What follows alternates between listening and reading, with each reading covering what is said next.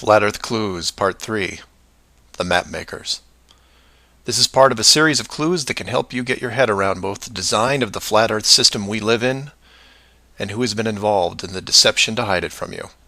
This clue looks into the USGS, otherwise known as the Map Makers of the World, and a few surprising things that they and others have in common with the flat Earth idea. All the reference links are provided in the description below, and I encourage you to check them out. For those of you outside the United States, USGS stands for United States Geological Survey, a scientific branch of the U.S. government. Formed in 1879, and with the help of the ever-expanding American Empire, they quickly became the premier map makers of the known world. Currently, they have around 9,000 employees and an annual budget of over $1 billion a year. They also have extensive science departments covering biology, geography, geology, hydrology, and many programs tied to them. Their motto since the 1990s has been "Science for a Changing World," and I'm going to show you how true that really is. What does this large, really boring government group have to do with the flat Earth? To understand that, you have to look into their origins, which is in geography. To do this, you'll need to open another page that specializes in maps. The maps you see in this video are from Wikipedia, but there are others you can reference as well. The wiki list of map projections isn't much to look at as a whole, although there are a number of interesting takes on the world view. Not only do they have just about every perspective when it comes to the land we live on, but some detailed information on where the map originated, including name type, the origin or creator, and the year the map perspective was proposed. Now, some of these will be very familiar, especially the ones that you would see on your classroom wall. There are a number of variations here, but the one that has been debated on recently would be this one, the Gauls-Peters, which accurately shows the size difference between the continents, the most obvious clue being that the white continent of Greenland is actually tiny compared to Africa. But I digress. If you keep going down through all the different shapes, you'll get into circular maps, but only one of these is a top-down perspective that shows the continents in the center, surrounded by an unbroken ring of ice. In Wiki, it's called the azimuthal equidistant, and just to make it easier, I'm going to abbreviate and call it AE for short. Why is this map so interesting? Well, if you're looking at the Wiki page, you'll spot a few reasons. The first is that in the notes section of the map, and I quote, "Used by the USGS in the National Atlas of the United States." It also mentions that it is used as the emblem of the United Nations. Of all the maps on this screen, it is the only one that references a group of any kind. And if you keep this page open and navigate over to the Flat Earth section of Wiki, you'll notice towards the bottom of the page a similar map.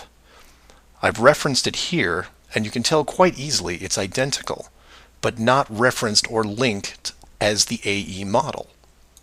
To make things even more strange, we go back to the USGS model, and you see that it was first proposed 1,000 years ago, and you may think, well, that's a bad link.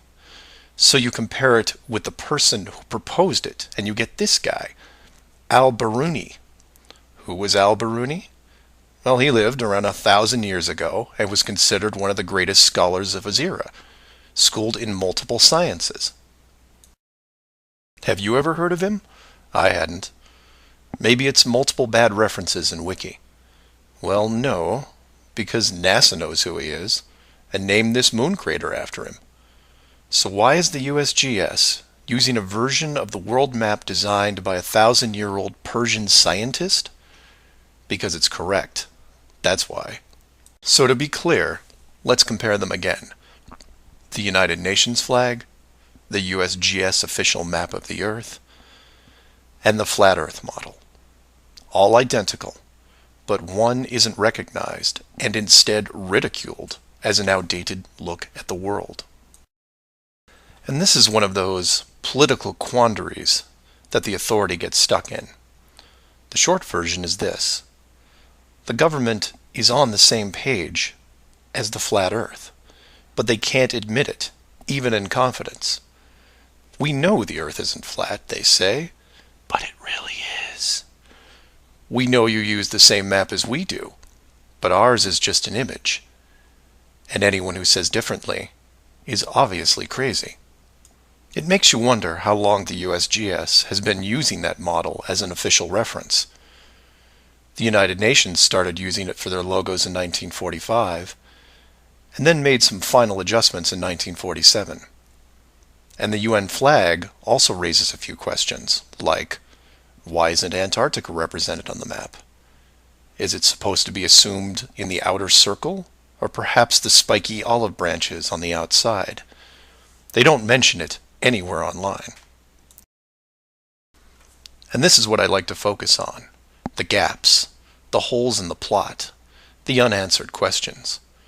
The USGS using the same map as the flat Earth, but not saying why, not recognizing it, or that you can't link the very same image from the Flat Earth Wiki back to the actual AE definition of the projection.